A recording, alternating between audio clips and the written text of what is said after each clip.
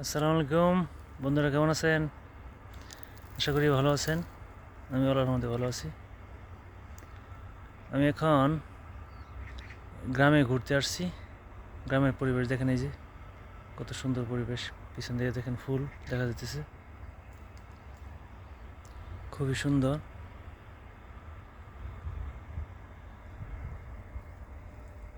খুবই চমৎকার লাগতেছে দৃশ্যগুলি।